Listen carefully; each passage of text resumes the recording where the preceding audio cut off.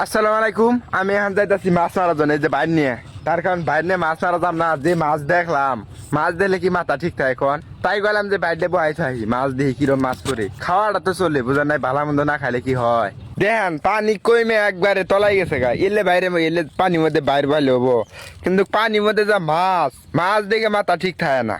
পানি কিন্তু একবারে কমে গেছে গা, এটা কিন্তু হিসাও যাবো, ওই যে কেরা বোধ হিসার জন্য চেষ্টা করছে, হিসা হয় নাকি কোনো গরু বান্ধিছি আর ইনু ফলো করলাম মাছ নত আছে, এত মাছ আসলে খুব মাছ, এটা হিসলেও কিন্তু লস হবো না, মানে মেলা মাছ আছে এর মধ্যে।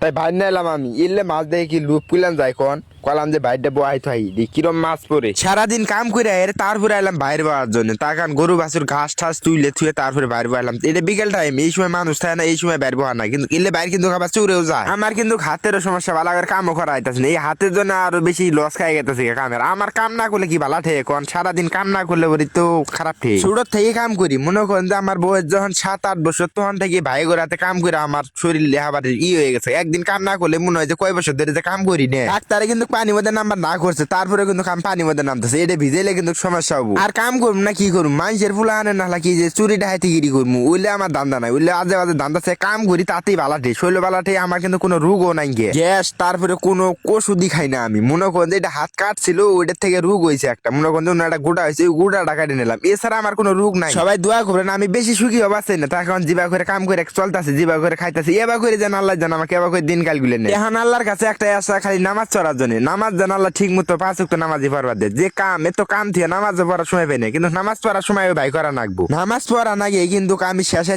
ভাত খাই রে হয়ে পড়ি, কলাম যে ঘুম টুম পারি, সকালে উঠে গরু বাছুর বাই করা নাগে, এই কারণে ঘুম পাড়া, সারাদিন কাম করা নাগে, এই কারণে ঘুম পাড়ার দরকার। তা নাহলে ফজর নামাজ চলে এবি সকালে দেখা, কিন্তু কাম করা হয় না। তারপরে আর সকালে এই জায়গাটা যে মাছ দেখতেছে আমি, মনে হয় যে বাইরে লুড হয়ে যাবো, গাছকে রাইতে মাছ পুইরে ঢুইকে এক খাওয়ার বিনে গিয়ে যাবো গা, এত মাছ নতাছে দেখতেছি আমি। দেখবেন বেলা সকালে ভাই যন্ত্র তখন দেখেন মাছ কিরম পরে বাইর বহায়, তারপরে গেছে হাডে। আমার তো হাডে যান না কেন, ট্রাক্টারে উঠে যাই, ইন থেকে বালু তুলে, ইন থেকে কিন্তু আমি ট্রাক্টার ডাইরেক্ট উঠে যাই। দেখেন হাড়ের থেকে আসি কি নাইছি, গুস্ত নাইছি, আলু নাইছি, সব নাইছি, তার এখন ভালো মন্দ খাওয়ার দরকার আছে, তাও বয়লারে গুস্ত ভাইনা কুটতে আছে আলু, এখন কিন্তু গুস্ত দরকার আন দিব, আলু দিয়ে গুস্ত দিয়ে ভাইনা আন দিব, আমি আন দিব না কিন্তু আজকে ভাইনা কিন্তু গান আলু কাটতেছে, আর ভাইনা তারপরে কি করবো, আজকে তো গুস্ত খামু।